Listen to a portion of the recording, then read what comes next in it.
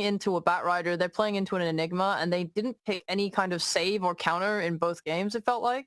I'm assuming that there were other plans, like, okay, we're gonna, play our draft out in this way. Maybe it's too fast for Bat to deal with. Maybe we're just looking to maybe win that lane, and then Bat doesn't really have a game. But it didn't play out that way, and it felt like they kind of struggled hard to deal with these sort of, these awkward, annoying, irritating heroes.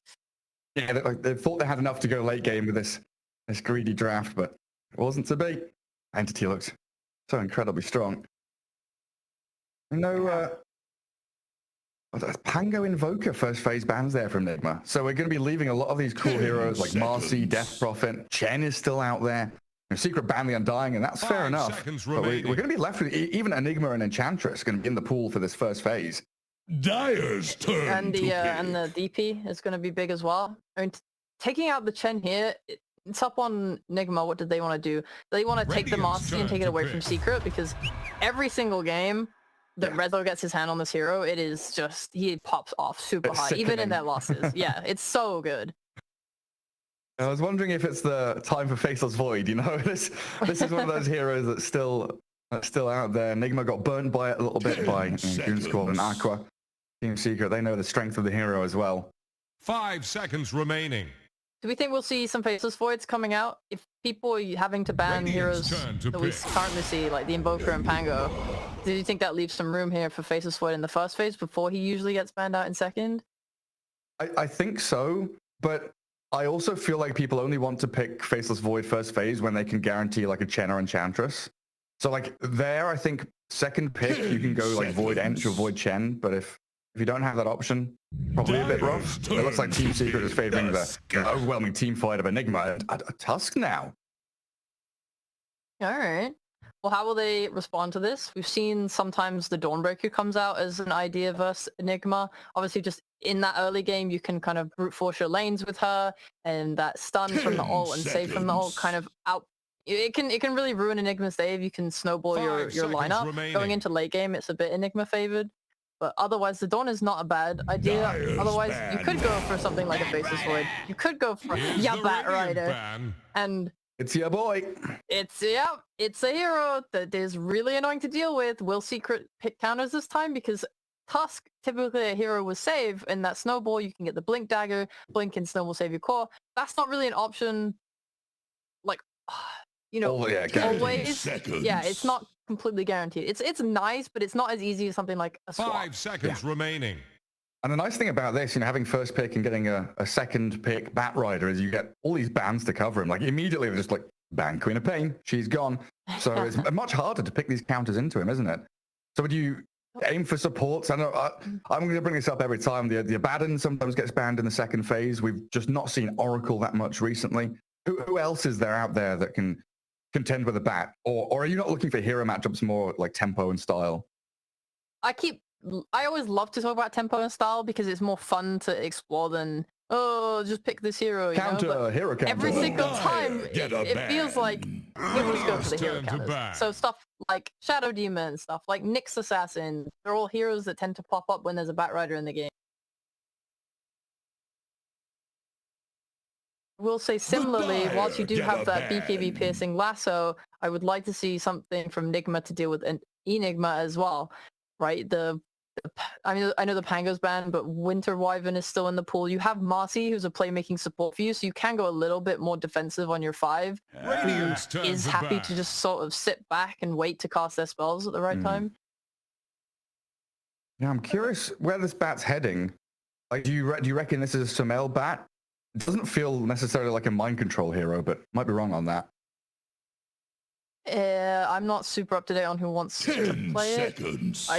In Tour 3 at least, I don't think mind control played bad at all. 5 seconds remaining. I'm trying to think back. I'm frantically scrolling through the Dota buff. Like, have they played Batrider at all recently? It looks like the last time was they did play it against Goon Squad a few days ago, so they did have it in their hands there.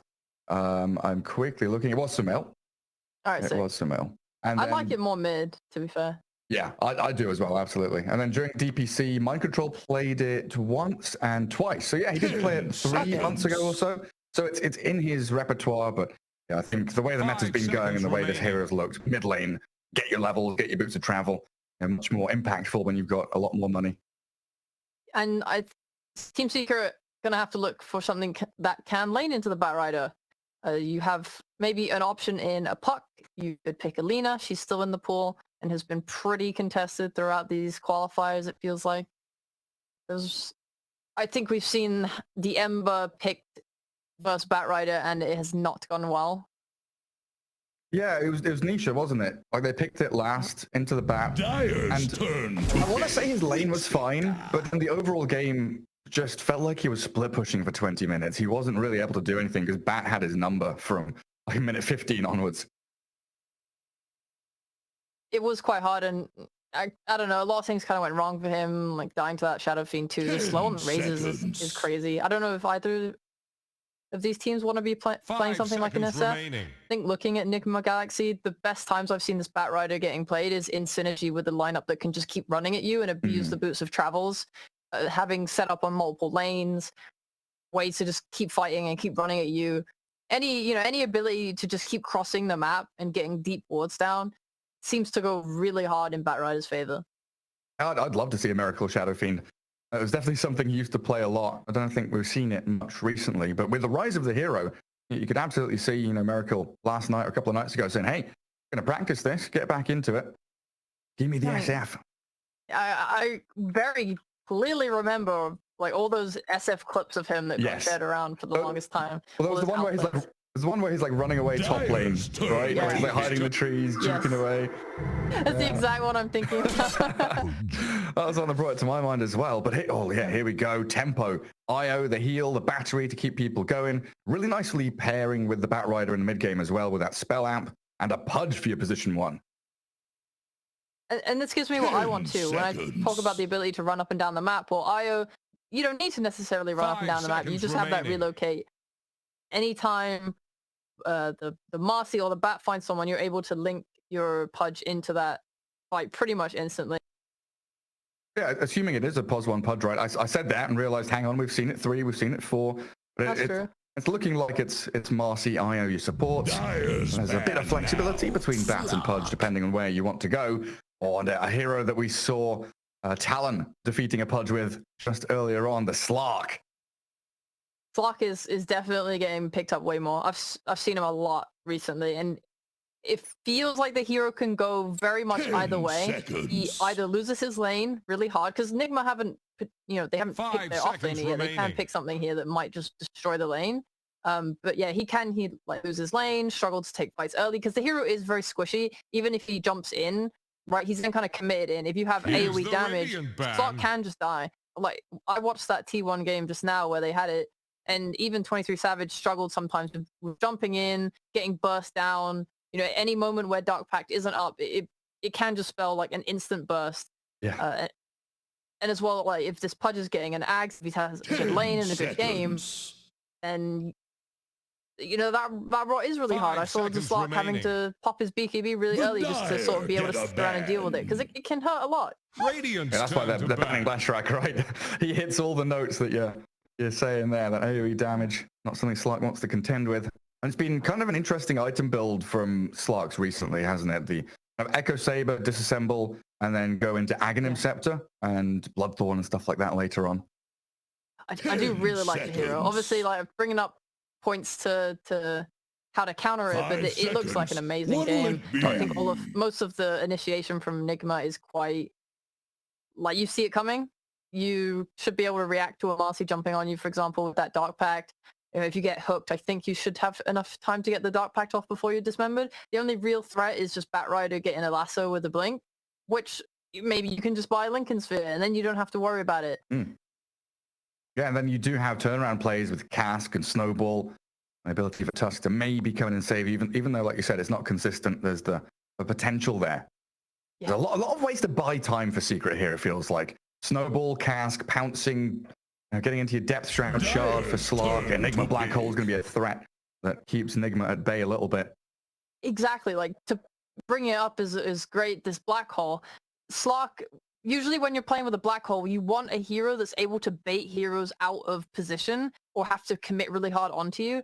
And when you're playing into a lineup like 10 Nigma's that really seconds. struggles with that quick lockdown and burst, like they don't have a Finger of Death, for 5 example, seconds or a Lina remaining. Laguna Blade. They have to kind of get in there, stand on top of the slot with the Pudge and stuff, and your IO is naturally always going to be wanting to be attached to someone. And this all kind of leads together to give Enigma a really good in for his black hole. Well, that sounds like I like the synergy there. Yeah, absolutely. That's a great point. I like this Prophet pick at the end, though. It's going to give Mind Control, one of his signature heroes, early Orchid Buyer against Enigma and Slark, which can really ramp things up for Enigma to press forward and get early kills. Remaining. Because you're talking about Slark kind of being a feast or famine hero. Either he does well and he gets his item timings and he snowballs and looks amazing, or he kind of just falls flat and says, hey, I need a hand of Midas. Where's my gold at? Yeah, it's looking scary into a Nature's Prophet. I think Secret need to kind of pick something that can fight now for sure. You have two supports that are happy to fight with you. Choose your hero. He's a fighter. He's a little scary though, into Batrider. That's true. Yeah, into Pudge, Bat, Nature's Prophet. But it's a Chrysalis special and Nisha Slark. So they've picked the Slark to match against the Bat in the mid lane. Okay. Something we saw 3 years ago or something. We had all these kind of weird matchups. I've seen Ursa mid against Bat because he can stand and fight. Slark obviously has the Dark Pack to get off the sticky napalm. But yeah, I don't know. Usually Slark is more enjoyable in these longer lanes because he can pounce, he can chase, keep the essence shift stacks up. I guess this is just a defensive mechanism that Slark will have against the Bat in the mid. Yeah, that makes sense. You definitely can't put this Monkey King there. We're looking at lanes. This Enigma Tusk lane should be really strong. And I want to say it's really hard for Pudge. In my mind, it makes complete sense. He's a melee hero. If he walks up, you can just stun him, tag team, click him. I was obviously gonna do a... Actually, are they running this with Marcy in the...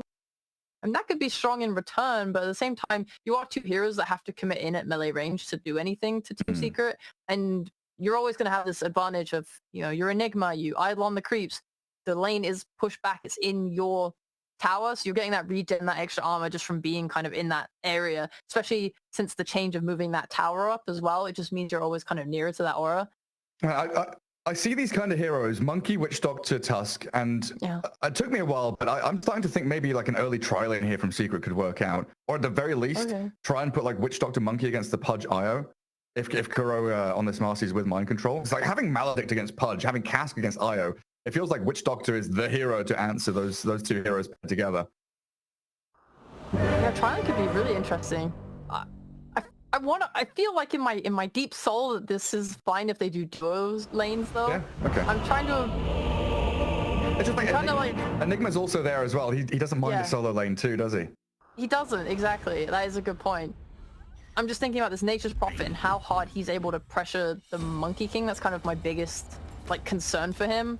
Because if you are a Monkey King, you want to be doing well in lane, be able to play that up, have some kill threat there as well. A lot of these Monkey Kings, they'll get that point in the tree dance and then jump in. You have that as a way to really get on top of this Nature's Prophet in laning.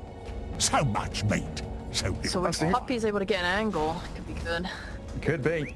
Let's find out what they do. Game 1 in this best of 3. Secret. All smoked up. Giving high fives across the river between Nisha and Sumail. Look at that. Sportsmanship from them. Get themselves ready for this series. Game 1. Incredibly important to set the pace. I kind of feel like both of these drafts are very, very evenly matched. We've had a fair few games and series where there's been, out drafts and gotcha picks at the end. It seems like both of the captains have got everything covered. Howard pushed a team fight to catch and kill. There's even a couple of saves in there as well.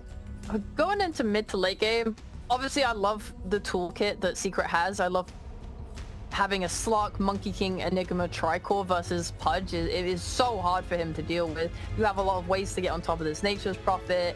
You can set up in the side lanes with someone like Tusk. And Nature's can't just TP out with a BKB. If someone is able to connect, you have that punch to stop the TP. You have a lot of BKB Pierce and a lot of really good tools. Their lanes are definitely not weak by any means. at the same time, I think they do struggle playing into Nigma in the earlier game. I'm talking around 10-ish minutes. We've seen in the past this Nature's Prophet TPing mid at 5 minutes and pushing tower with the cart in the trees. If they do that this game, I think it's really, really difficult for Secret to defend from that. It's a mid slog. What is mid slog meant to do? You know? Pounce away.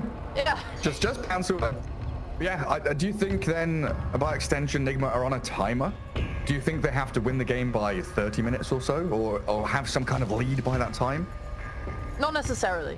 It would obviously be ideal, and it would make the execution of the game much easier. But at the same time, you're looking at all these little problems. The mind control, he's going to scale up into a proper core. He's going to go that Bloodthorn build, probably, or just any type of damage really. He's going to be splitting your bot lane all game long. It's just something you're constantly having to think about, and when you have to deal with that, it can give openings for Nigma to make plays, right?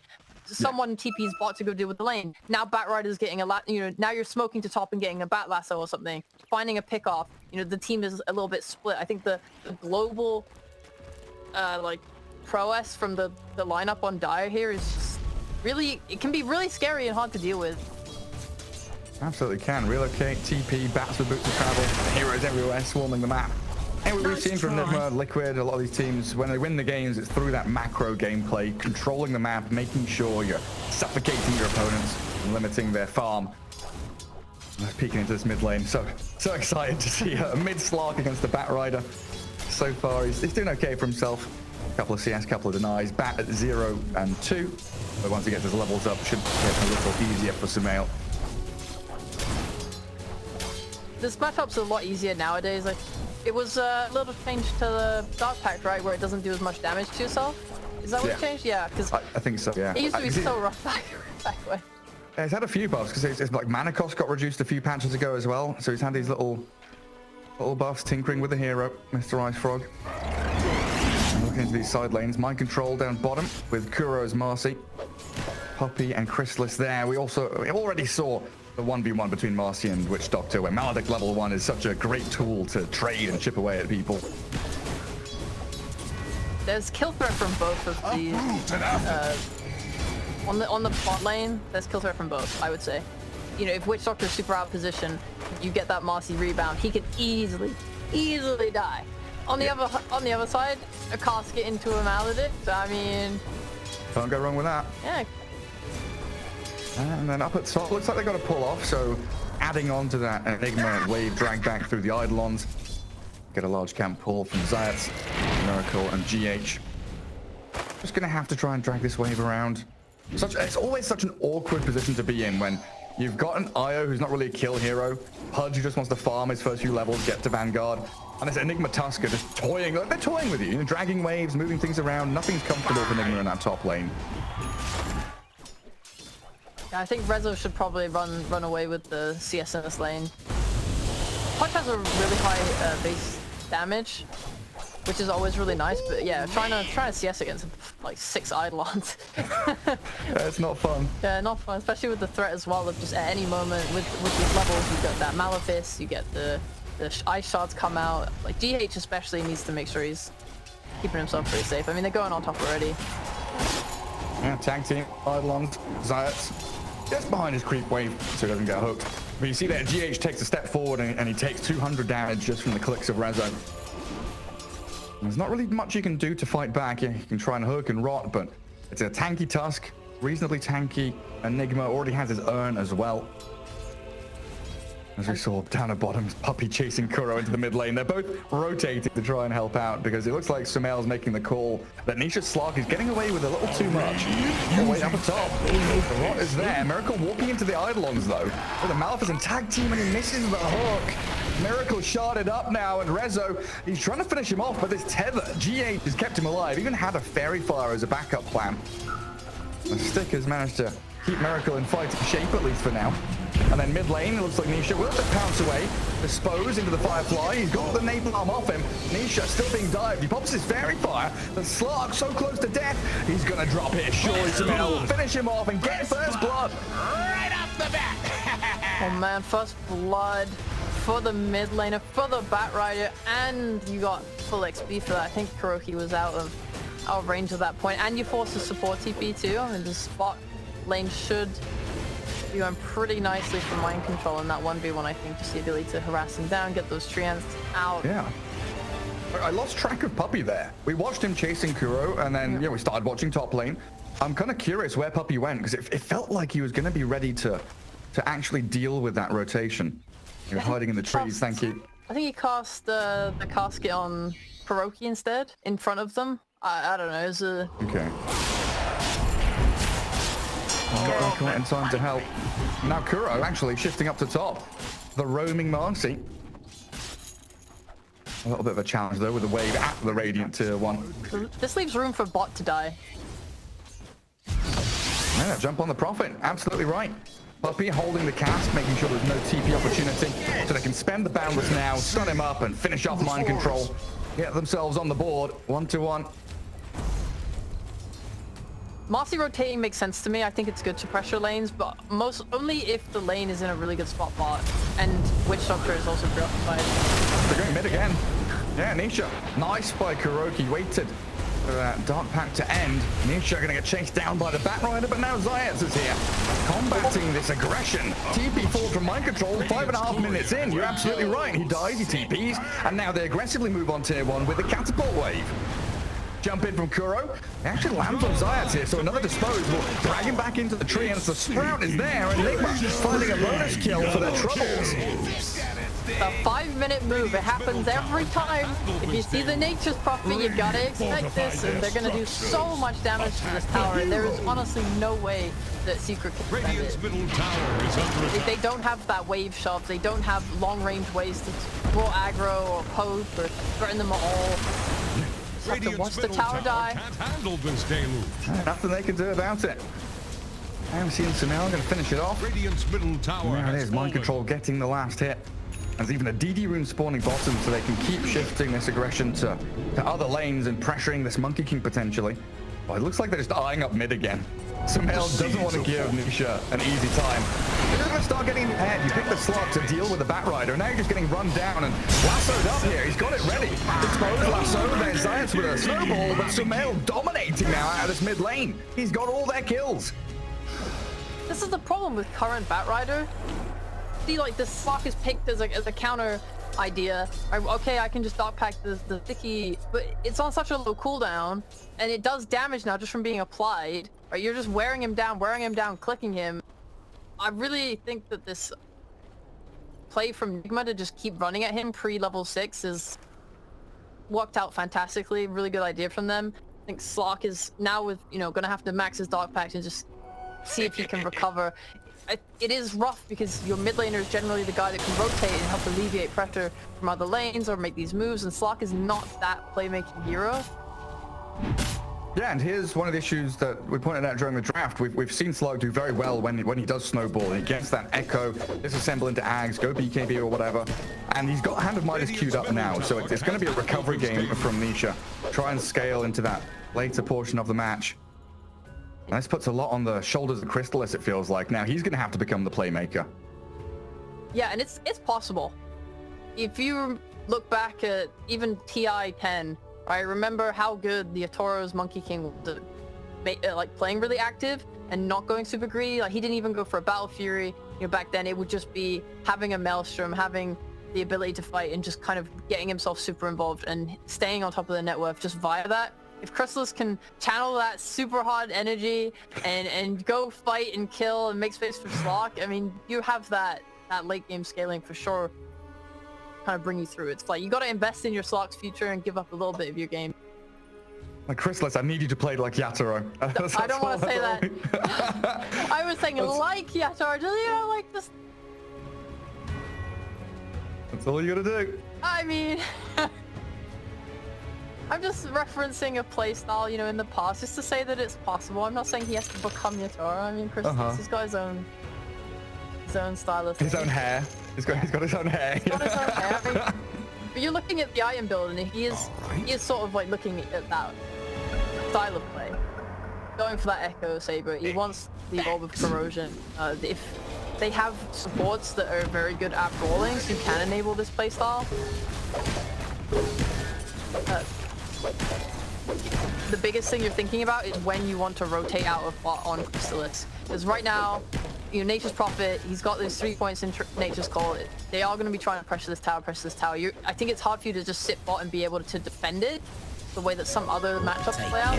So if he wants to TP top and get a kill on Miracle at any point, if they feel like they can do that, that would be pretty damn good. Oh, they're actually doing it right now. Yeah, like Puppey even threw cast there onto the creep wave to shove it out, and then they move top. Wukong's up to Miracle's punch. Reasonably tanky inside his golden circle, and he turns to fight them. He's got the IO behind him, but the regen's going to run out soon. The black hole came, kills off the Pudge, but in comes the rest of Nigma, fighting into Crystallis. Sumail's going to run with the Mount economy ticking lower and lower. They do kill the Monkey King, but Sumail dies in the meantime. Nisha now chasing onto GH has free reign of this fight. No more stuns to catch him, and Puppey giving chase. Level 3 Cask is ready to come. A snowball forward will clip onto the IO. Oh, nice rebound from Kuro. Gets GH out of danger, but does put himself in harm's way.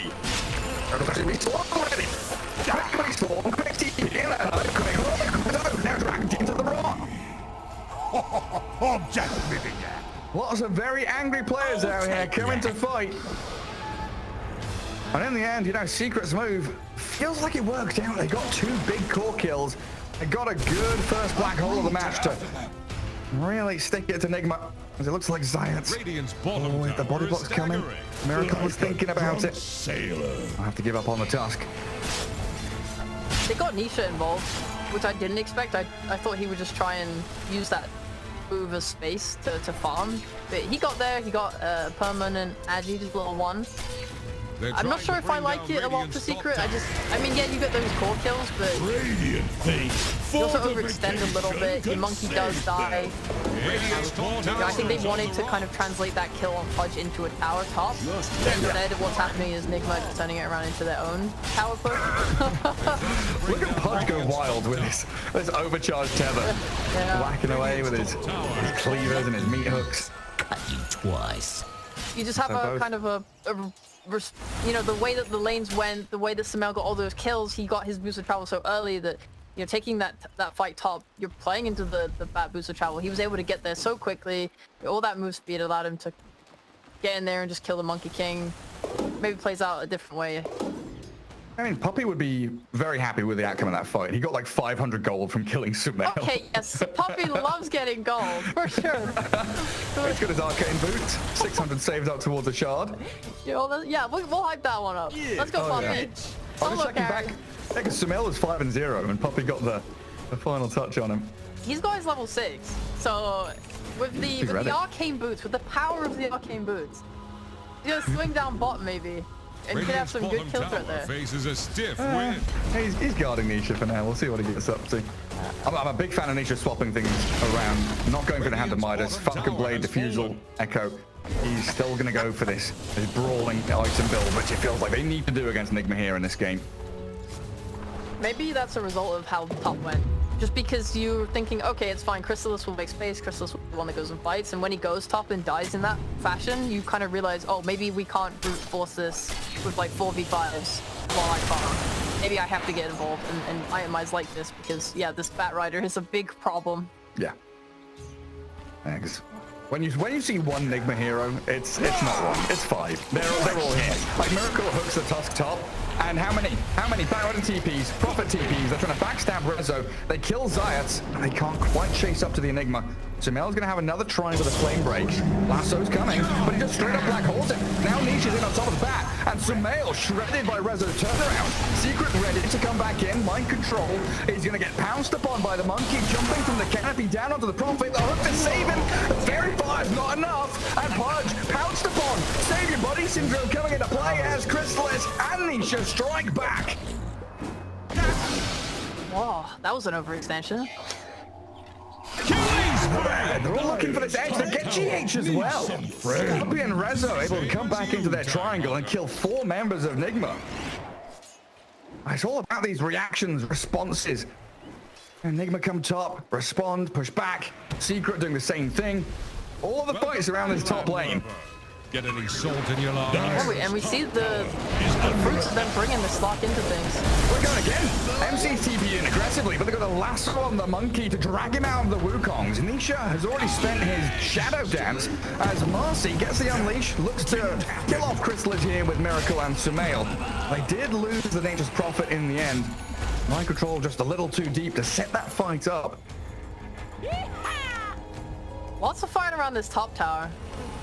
Nigma really don't want to give away their towers. They lose 4 heroes there. You think they might relax? No, they go again. Still feeling it. They want to keep fighting. The longer they keep these towers up, the harder it is for Secret to play. They feel like. Obviously, I think the main problem with that 4-man death was just they went too far and weren't able to keep up with each other. You have a boost of travel Batrider who's getting ahead of himself, and the rest of the team just can't really keep up. Like, they're trying to kill someone, you know, back there, and Bat's chasing for someone else, and then suddenly you're just completely out of position, cheating like that. It is something that's avoidable. You're still doing fine, right? Your Pudge and your Bat is still top of the net worth. It's not like you're super behind now and just can't fight. So nice of them to understand that they can still go. Yeah, I've got a lot of macro maneuverability, getting across the map quickly, but that micro maneuverability is just not there outside of rebound. Monkey King nearly had his Akko Saber. He'd like to have this triangle to himself, but it looks like sharing farm with Rezo. As down bottom, Nisha is trying to pounce and shadow dance away. Do they have anything to... Oh, yeah, Kuro. He just rebounds on the Slark. Another pounce into the trees. Mind control, he can sprout it. He can Wrath of Nature. Sumail's going to fly over them and find Nisha. It's a bit of a struggle to actually keep up with him, but and they've got the dispose there to drag him back into MC. Nature's Courier died as well, so he's gone for 30, and his Diffusal Blade is down for 2 minutes. That is pretty rough. And I was about to say, at least Secret are going to go top now and try and take this tower, but, I mean, Nigma already TPing. You talk about this global ability to get everywhere. Yeah, you're not committing TP spot, you're committing a reload, you're committing Nature's TP, so they are just able to TP to this top tower and say, no, you cannot have anything. We will not ever give you any trades. Yeah, like straight after that kill, Mind Control TP mid to push the wave hard, so Secret have to make this choice of push top, defend mid. What do we want to do? And then everybody TP top from Nigma to safeguard that tower.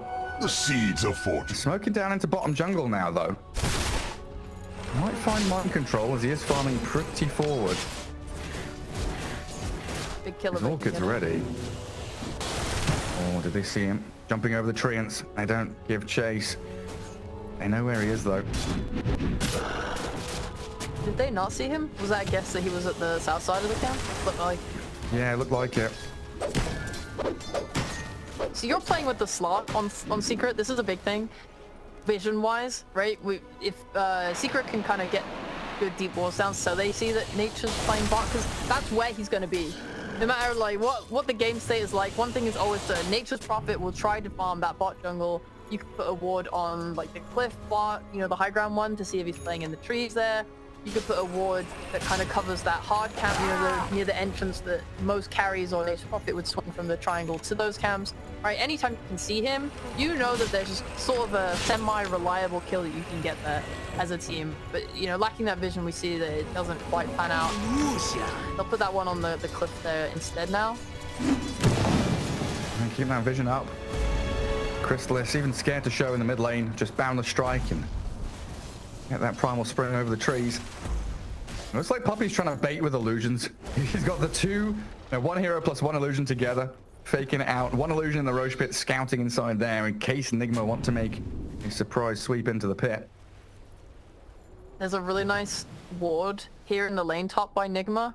Because they're so adamant about defending this top tower, they just putting that ward down just lets them see the amount of heroes that Secret is always committing to try and push. Miracle shows, missed his hook, but kills off Eidolons.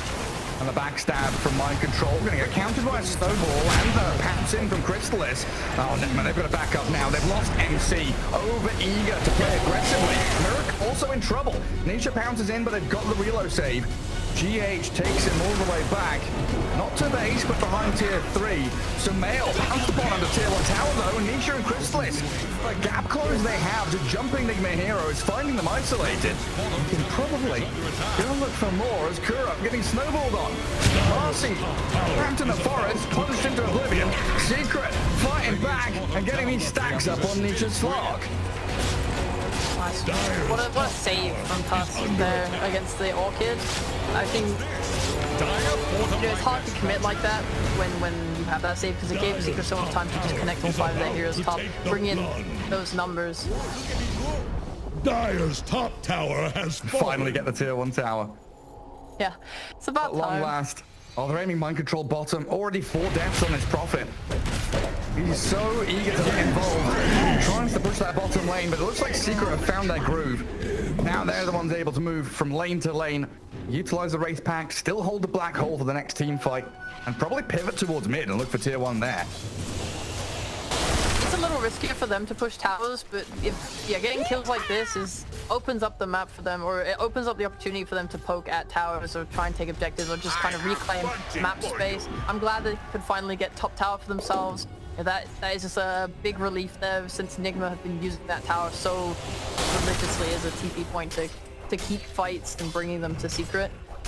And yeah, utilizing that ward. And that ward bot on that cliff is big for them. They just always want to be able to see who's playing in this bot jungle. You can get any kill off it. I mean, it's so value. Because Nigma are focusing all their vision to top, so they don't see these movements to bot at all. And it's pretty much always mind control down in that bottom part of the map. You spot him, you kill him. It looks like they are pinging out that there's some kind of vision over there. Marcy wants to head down. Puts the obs and sentries in the inventory from the backpack. Try and scout things out here to give a bit more room to MC. And there it is, he will find the obs in the end. Look at those 2 sentries. It actually has to be the saddest thing I've ever seen in my life. Just misses the ward on both of them. Oh, up at top, yeah.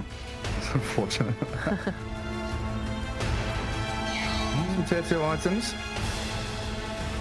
Yeah, that's that nice little bullet for Rezo.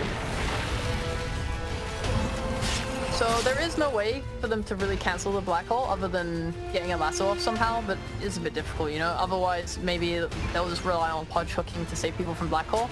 But other than that, right, you can get this black hole off. There is a definite win condition there. There's no Venge or Wyvern threatening you if you don't have a Lincoln Sphere. So he's going to go for that Blink Dagger now on Rezo. We're going for these BKBs on Chrysalis, and Nisha going for that Ags. When they hit these items, they're going to be really, really powerful. And I think that's when they feel most comfortable to start actually smoking up and looking for those big team fights. They're not pushing the issue with this mid tower. They don't care enough to throw away their lives on this. They know that they have actual timings coming up, and for now they've just been skirmishing and bringing numbers to try and kind of stave off the aggression from Nigma and not let this back lineup sort of run over them. Yeah, and knowing how quickly that Nigma could head into the Roche pit, they don't want to lose a team fight right on his doorstep. I mean, there, Nigma were even scanning Roche, trying to figure out where Secret are, because they've been off map for quite some time. Zayat's holding out top, 4 heroes sitting in mid, and they will group up by their mid tier 2. Smoking with Rezo, Zayat, and Puppy. Chrysalis hit his BKB timing before... Oh no, Miracle was about to get his as well. They're actually matching the timings. So we might see it smoke into smoke. Definitely a possibility. Secret might be the ones that just come in with a strike first. They don't head up to Triangle. They're looking for MC lurking down in this bottom right-hand corner. Won't find him. He's farming Ancients. They realize now. Zayats are just charging forward, get a bit of vision down. Might have spotted him on his way out. It does look like with this GH smoke from the mid lane, we'll connect in. Haste! Miracle leading. Mail very speedy with his smoke on him, 550 move speed, and he's got the gap close to get onto Cryptalis. BKB up, but the lasso's there to drag him to high ground, doesn't get quite on top of the cliff, and Miracle, a little isolated inside his Wukong's command, is just going to be turned on and focused by the monkey, but the reload save gets him out of there. Off to the right-hand side, right now fights with Nisha, while Kuro shreds through Rezo. The Unleash make sure there is no black hole play, and Nigma get 2 double kills. Yeah, that went so well for them. I thought it was going to be a rough one after Sumail lassoed the QB. I suppose he's used, you know, that's his 9-second BQB on Chrysalis. You're having most of it go down just to a lasso, and you're not killing the bat in response, right? So I guess you're kind of losing out instantly there on Secret. They found it really hard to get into that fight. Nigma had this really nice deep ward down just on the staircase, like on left as well. So they're just seeing a lot of where Secret is. It helps that fight go well. They're getting that hook off instantly as well. Yeah, and the fact that GH reloads Miracle to the right, he doesn't go back to base, he goes on top of Nisha, so he can continue doing damage. Oh, it's the Orchid on the Enigma that also helped out. Make sure there was no black hole, as Kuroki's Marcy has so much damage with his Unleash. Yeah, definitely big there that Enigma doesn't have that blink, but he'll have it soon. Obviously, okay, Nigma have Aegis now. This is big for them. It's going to give them a lot of opportunity to keep fighting and try and like push the boundaries a little bit. They feel good after that fight. They know that they're stronger. At the same time, you took that fight in a good way where you didn't let them have black hole, but now in about like 1 to 2 minutes, Enigma's gonna have his blink, and they have that element of surprise. Even if you have an Aegis, a 4-man black hole or something like that could absolutely win a fight for Team Secret. And they've even got blink on Puppy as well. So Witch Doctor can blink on the black hole, maledict a few people. Has his shard too, so Voodoo Switcheroo, a little safety mechanism for the Witch Doctor. Yeah, absolutely a fight that Secret couldn't afford to lose, giving this Aegis over to Nigma. They are hunting, wanting to try and break out of this rut and get a kill on Kuro. Important now for them to try and de-ward this bottom jungle though, because there's 2 dire observer wards here that see everything they're doing. It looks like they'll miss out on both of them. Oh, that second sentry. Just missing these wards. This is repeatedly. I mean, great warding coming out then from Nigma, having that bot one that stayed, that top ward, sorry, in the lane that stayed up for so long, and these 2 right now in the bot jungle as well. Poor Puppy. It's a difficult task. Yeah. This is only the beginning of the War of the Wards.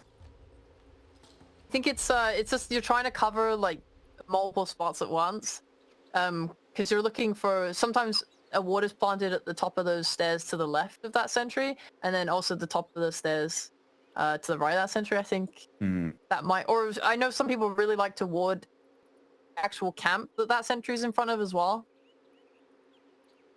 That's true. Yeah. Maybe a bit more communication with Zayat there. They could have separated these 2 sentry wards a little better to get some more coverage, but you know, what's done is done. Nigma will keep their vision up. Dude, I mean, if Nisha ever just swings down there, he'll find them. That's true. Yeah, that's always the bonus of having a Slark on your team. Yeah. Shadow Dance passive. Secret, they're sticking at bot. But again, Nigma, they know what's coming around this corner. Dire's middle tower. I think if they click is Puppy there, they know that pressure. he places ward. Oh, because they saw him on the ward walk down. Yeah, so very likely going to get de-warded. This is such a scary fight to take. It was just under Nigma's vision. Miracle. Pretty aggressive. Blinks into the Eidolons and the creep wave. Secret, very afraid though. They'll try and go on Sumail, but he's got a BKB. That rider with the ability now to just lasso the Zayat's tusk. Kuro jumped in and they've got the backup. Nisha aiming for GH, trying to find the IO as Puff gets remembered on the Monkey King. Chrysalis went back in with a big heal. His Bound to Strike brings him to full. Fights Kuro and takes her down. Marcy's gone and so is the IO. The Slark is on mind control now. The BKBs from Nigma Galaxy being wasted. Expended defensively as MC still going to get brought down mid-TP. Looks like that Pudge will escape with his life. Miracle gets to Fountain. The Secret able to hold their ground even under all that dire vision. Tower won't last long. Oh yeah, I mean they both had the ward up right. There's the cliff ward too. Oh my god, Nisha is hunting. Relax, my friend. You're just gonna go for that face dive. I bought this diffuser blade and I'll damn well use it. Is about to Hell yeah. flounder. There was that blink from both of them. And Bat has to commit his Dire's bottom BKB. tower has fallen. Just to live to make sure he gets out. And yeah, you're killing... Killed Tusk, I don't think he Dire's did. bottom tower is under Lassoed him, attack. but he... Tusk or did free die. my bad. He did die, yeah. Alright. Meanwhile, like the fight becomes super split as a result. Sumail pulls back the Tusk and Miracle goes in on Chrysalis, but he gets that lifesteal off, and meanwhile, Slock is just on your IO, on your backlines, and no one's really protecting it. It's really important when you play us heroes like that you have 4-star Glimmer Cape, stuff like that. Otherwise, you know, DH becomes food. He has a mech, but that's not enough to keep him alive. Nisha Slock, who is starting to really start to scale with this Ags and going for a BKB of his own now. Yeah, that was your Aegis fight. That was meant to be a dominant fight for Nigma. Now losing out on it. Secret edging closer and closer to late game where they've got this black hole threat. He's got Blink. He's working on BKB for resolution. And of course, Chrysalis and Nisha both looking at these BKBs. Miracle. This is the hook, unfortunately, for him, but they do lasso the Tusk again. Kill off Zayats, bring the numbers. But after this kill, take control of top and mid lane. Still a scary prospect, playing into black hole around objectives. It's not super imperative to play top right now just because there's no Roton. However, you're still happy to do it. If you can take a tier 2 tower, that's always going to benefit you, being able to have access to the outpost whenever you move down there. I think we're seeing the little intricacies of Secret's draft right now, just in how they can, you know, waste these BKB timings on Nigma with Tusk Snowball, Tusk Punch. I think Rezo played that fight in the right way to not die, but he was constantly like blinking back and kind of baiting Nigma heroes in to use stuff on him. Like the threat of the black hole was very present in that last fight for them. Oh, that's why they're all spreading so wide, right? Going on different targets, trying to find the Tusk, the monkey at the same time. Haste. At some point, you've got to focus, just dogpile on a hero and maybe hope for the best. Dire's middle tower is Secret now on drowning. the offensive. Lane Ward might scout out Nigma's approach. They see Sumail. Big damage from that. Found the strike and punch. That was your mid-bat, who's now gone. Relocate needed, and Chrysalis just opens up on Kuroki. Dire's middle Monkey tower King comes out with a double kill. Secret, they've got all the momentum they need now. Dire's middle tower has fallen. Oh, they're going to find the reload back, aren't they? Wait, wait. Wait, what? What? Hooked? He got hooked? Oh, he got hooked! Oh man, that's sick! I forgot you could do that. Yeah. Black hole bottom though, mind control dragged into it. Gets the BKB off and Miracle arrives in the bottom lane. Chrysalis trying to save his Enigma, but it's too late. Miracle and mind control, they will have to try and disengage, but TP out from Prophet. The eye with a tether. Miracle healed up by the mech. Now Zion's the one stuck under tier 2. The Tusk is going to have to be the sacrifice from Secret here. The buyback from Bat also compounding the issues for Nigma as they get run at. A little too big for your boots there. You know, alright, we're in these fights. Let's just try and spread ourselves a little thin. Didn't have that backup black hole. Got his right back down before he died, but yeah, not able to get any more kills there. And now they're just gonna smoke up. They have this lasso, they're looking for a kill. Something like this is perfect opportunity for Nigma to kind of snowball those kills into something more. Feels like they've got to. If Batrider has slipped from being top 2 in the net worth down to bottom of the cores, Prophet getting a lot more priority, like you said, during the draft. He can transition into that, or he will transition into that right-click core. Bloodthorn, working on the Assault Cuirass next. Feels like this game is... There's a lot of priority needed on Nigma for these team fights. What is happening? Slock is in the middle of everyone. Yeah, he's just clearing out Dire Jungle. Double pounce, Shadow Dance. Is there anything to stop him? A hook? Oh man, that was a little close. Nearly got it. It feels like these fights could go really well if Mind Control's able to get on someone like Tusk at the start of the fight with his Bloodthorn and just stick it to him, because he is so valuable, right, in all of his saves and his ability to stall out BKBs. Huh? Yeah, he's got Wukong's here though.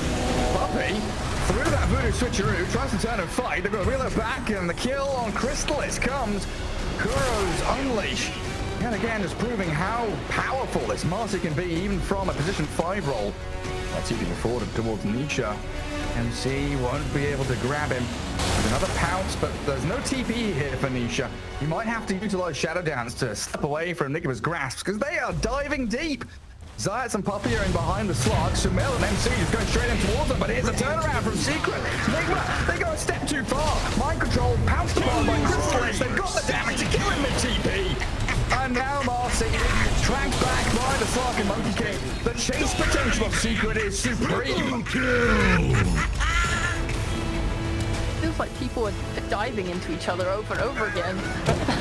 One more kill, one more kill, one more kill. And GH might be it. He's got a Ghost Scepter and a tether across, TP home. Oh, it's successful. This is all around the timing when Roshan's about to spawn. Secret, a peek inside, but there's still another 40 seconds to go. Nigma will all be alive in time to fight. How do you fight?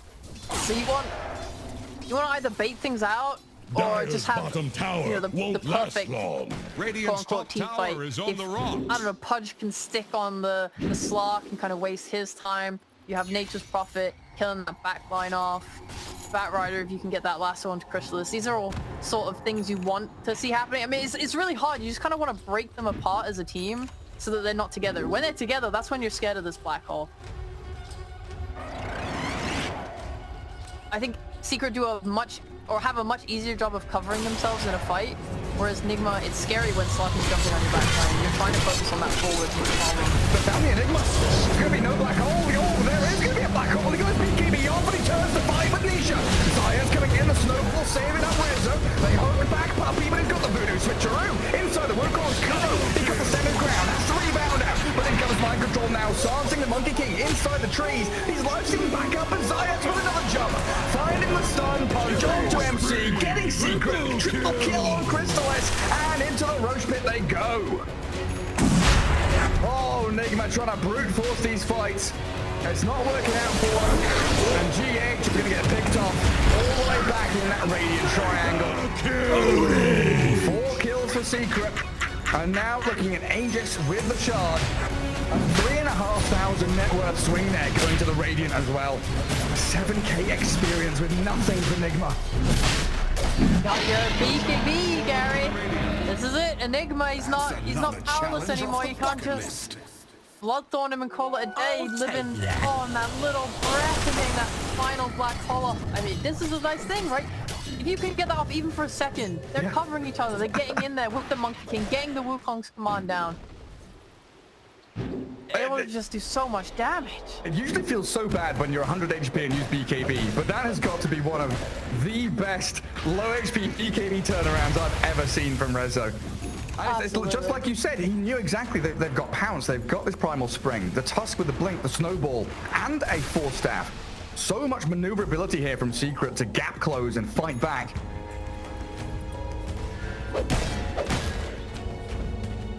Just they're struggling at this point, it feels like, with their damage on their forward cores. The Punch, obviously he does a lot of sustained damage, but in terms of burst, I mean, for him and Batrider, it's not exactly there. A lot of your damage is coming from mind control with his Bloodthorn.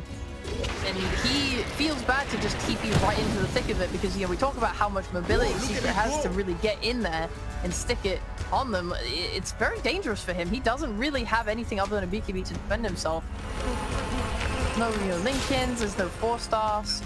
Like, the Io has gone for a mech and a ghost just to keep himself alive versus Slark, who's constantly going for him. And your Marcy's going for the semi-core build. The BKB rush might see her get a basher. I mean, that could be helpful, to be honest, if Kuroki's able to get a basher. But yeah, you're really lacking these support items that help you maneuver around the fights. I'm trying to scale and scale. But it's feeling like Secret. I've just got the better heroes that innately do that. Scanning bottom right corner, nobody here. Smoke comes to nothing. Oh, Secret smoke. Oh, they're going to position themselves up on this high ground. Good board from them as well. Into the dire triangle. Nighttime, got that night vision on Slark. They saw Rezo with a Treant, but it doesn't seem to matter. They're jumping straight in onto mind control, sniping the Prophet. And Sumail goes to the lasso onto Rezo, looking to pick off this Enigma before he gets a black hole out, and Miracle will secure it. Kuro unleashed, but now runs away from the Voodoo Switcheroo, while Sumail trying to force staff and push Nisha away. It's a psychic headband, in fact, while Chrysalis. Another fight where he comes out with a double kill. 13, 3, and 9 on this Monkey King. 16 stacks on his Deso, still holding Aegis. And Secret, another domineering move. Finding the pick off, trading the Enigma, but he didn't waste Black Hole. He'll have it in 40 seconds when he respawns. Tower is about to flounder. trade those off-laners. Definitely a bigger blow for Secret to lose to your big black hole, but at the same time, they're so strong without him that they don't even really seem to care. Yeah, Nigma need every piece of the puzzle here. Secret feels like they can fight with any pairing or trio. I'm honestly really feeling the change to Nation Profit with that shard, and it kind of helps me understand why teams like Betflip aren't super prioritizing him anymore. It's like, he's there, you're doing damage in these team fights, but the impact of having that 15-minute shard and being able to push things really hard and pressure with those, yeah, I'm feeling that a lot. Oh, Kuro, he wanted to deward. Don't think ill of me. Not gonna work out for him. And the thing is, you know, we talked about Monkey and Slark and Tusk and Enigma, but it's like Witch Doctor has Blink as well. You know, he's had this for a while. Every single hero from Secret can just immediately snap onto a target they want to. It's also really nice that Puppy's able to defend himself with that voodoo switcheroo. How we've seen a couple times now, Nigma initiating on him and him just pressing that spell. They can't kill him in time. You can't just sit there waiting for him to come out of it, because that's, you know, when Star connects. Oh, MC. How many times have we seen this? Trying to hide in the trees. Rezo's gonna black hole the hook across, not stopping it. The smell the will, but they've already lost their profit. And Rezo, reasonably tanky, just takes all the damage to the death wall. Zayats punching back the pudge. They've got a lasso on the slot, dragging him back to the dire base. The rest of Secret are backing him up though. Chrysalis, they're now that creep wave, right backed on the floor. And when this relocates, comes back in. Puppy's here with a cast, and will connect along with the snowball, getting another takedown. That's your best. And now an 11k lead emerging for Secret. The last seconds of this Aegis going to expire, but they've utilized it so well to build themselves up here 30 plus minutes in. Well, there is a dead Nigma with no black hole. Could be a timing here for Nigma. Yeah, they're going for it. Anisha so quick on his fingers, gets the shadow dance off, and Sumail punch into the sky, lands down, and now Miracle. Maledicted, death warded, caught up in the shards, and the dispose, it makes things worse. In the igloo, he's stuck there, and the dive from Secret. They're on to Kuro. He gets off his BKB, but he's dead. Shredded by the death ward, and now Secret, they're the ones that can open up on the tier 3 in the barracks. You're feeling it, right? This lack of force, this lack of saves, as soon as anyone gets gone on, they just die. There's just no getting out. Even if you're a Batrider, a hero that likes to buy 4-star, he's gone for this Octarine core instead. It feels so greedy. The best fights they're getting are when they're able to kind of cause enough chaos to split up Secret in some way. You know, that bot fight, they were able to get that lasso off on Enigma on this sort of backline area, you know, while Sloth and the others are kind of racing forward. Is drowning. That just seems to be the best scenario that they're getting. They're not. It just seems really hard for them in general to force this type of fight, especially when Secret are really, you know, on it. And they're even fine to lose their Enigma. Yeah. Middle tower is under this is what we were looking for from Secret against Entity. This balance of being able to fight early on, match the tempo of your opponents, and still have late game scaling. And Nigma have gone pretty hard the other way. They've gone for this tempo, trying to get early game under their belt. They did so. The first 10-15 minutes looked exceptional from them. I think Secret have just had a very good read of the direction of this game once it goes a little later. Just gonna spot them out here. He says hello. Sentry ward's down. Miracle blinks away. Chrysalis was also pouncing across the treetops. And Secret to reposition themselves under their own high ground observer ward, while Nigma, they're all back in their base. Not to harp on this idea, but I do think one win, not win condition, but a condition to help Nigma win their fights at least. With this 4-star, it could be this lasso. If he gets a 4-star, if someone else gets a 4-star, it looks like GH is actually going for one now, right? If you're able to nab someone and pull them back twice, it is, you know, into your base, especially if you're like having to do a base defense, that could be a quick kill. Yeah, and drag the monkey out of his Wukongs, because so far that's been a big problem with Nigma. They want to get in on top of someone, and they're dealing with black hole, the zone control that you talked about, the Wukongs, all this stuff on the floor. If Nigma can just use this lasso in a way to drag Secret out of position, then they could definitely win a fight off the back of that. Especially if they're getting a kill from that lasso. I'm gonna try on Kuro. Looks like Rezo just gonna idle on bottom, TP up to outpost. Prepare themselves for the potential Roshan respawn in 5 seconds. By keeping all the waves shoved in. 1.5 minutes to go. Obviously, the nice thing for them, Secret are looking for 100 different openings. So like, yeah, we can start with, if Enigma finds someone, we can start with that. If Tusk finds someone, we can start with that. If anyone finds anyone, we're ready to rush to them. We have ultimate map control. We have a slot. We have a gem. We're controlling the vision, following the map. They have a very, very clear idea of where Nigma is playing at all times. Yeah, in their base. Yeah, in their base. Observer sees them. Eidolon see them. Secret. You're gonna have to send someone bottom in a short while to deal with mind control split pushing. That can, of course, just be the Enigma with the boots of travel. Go down there, put the Eidolons to contend with those Treants. And now 40 seconds for Roche. Secret with triple observer wards covering that top jungle and in the dire base. Looks like Sumail trying to utilize this ninja gear just to keep himself hidden. Rezo's going for his refresher. Gonna be really hype having that double black hole. Obviously, we saw top. There is that little risk by not having a Lincoln Sphere. If he gets hooked while black holing, that dismember can just cancel the black hole. But I guess he's feeling pretty good. He's got an Eon disc currently disassembled in his backpack, ready at a moment's notice to assemble it together, break something like the dismember. Yeah, all the lasso. It looks like Nisha catching a glimpse of Kuroki. Science, he wanted in, but good little rebound away there. Gets the distance Kuro needed. So Secret, they poke into enemy triangle, get some wards down. Think about Roshan now. He is up and scouted by a Treant. Secret needs to get eyes in the pit. Well, what is the biggest and best win condition of all, Gary? What? Black hole? No, it's the rapier, which mind control has just punched himself. See, actually, oh god, yeah, you're right. Better than my second answer would have been, my second answer would have been buybacks. No! I was not guessing that rapier coming. We're going all in. We are indeed. You see, trying to hide it. They've given this Roche freely to Secret though. So we've got Aegis over on Chrysalis. He's got his own relic in his inventory. I don't know if that's going to be a nullifier to deal with his ghost scepters or a rapier of his own. Radiant's bottom tower faces a stiff wind. A nullifier on Crystal. Oh, he's finished, has he? No. A treasure. Rezo has that refresher shard.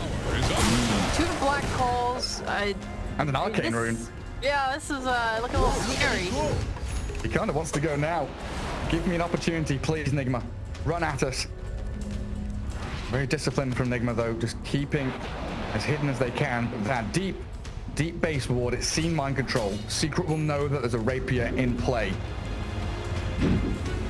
And now I think the high priority for Nigma should be like Io sticks with Prophet. He's been playing with Miracle pretty much all game, but at this point, mind control needs to start, man. Sumail. Yeah, he goes into Lasso Puppy, but Zayat is there with the punch. Now a hook not landing. Secret. They disengage, smoke themselves up, and look for the next play. They do have the high ground vision. Nisha, he knows it's there. They'll come in to deward it as a team. Guard the spots on the map as the hook across. Oh, a kick back. Miracle isolated from his team. And look at how much damage he takes. So quickly dispatched with. A Secret. Find the immediate kill on the carry of Nigma. No lasso, no fear. The biggest tool that they have to punish Secret's lineup on cooldown. I mean, positioning is everything right now for Nigma. Your Nature's Prophet has absolutely nothing to get himself out. GH with that mech is actually even going for Vlad's. He didn't go for his full stuff. I mean, you need this stuff to kind of help mind control. Dire's bottom tower has fallen. It's such a risk. Everything is such a risk. It feels like they're just tiptoeing a line really hard on Nigma.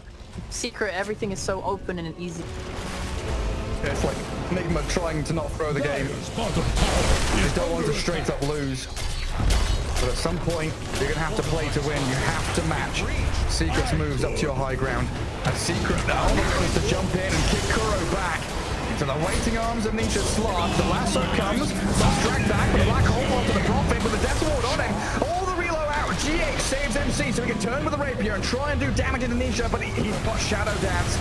He's invulnerable inside. It gets his BKB off, and away he goes with that Depth Shroud as well. Good Wukong's also zoning away Nigma, who didn't want to fight into it. But at the very least, they keep the Prophet alive and Rapier in their hands. Now, how quickly can Secret reset is the question for them, because you have used Lasso, you have used Relocate, and you use buybacks on Pudge and Marty. This is massive. Giving them, if they're able to go take another fight now, they have the refresher shot on Enigma. They can't just use it, and you have that black hole again. So this time there would be no save. You know, can they smoke up here and just run back into them? Yeah, I'm just everyone's eyes on MC. Like, make sure you're safe. Make sure you're secretly hidden away in the trees somewhere. He's gonna have GH behind him, but 30 seconds until reload comes. It's going to be timed here by Secret with a move forward.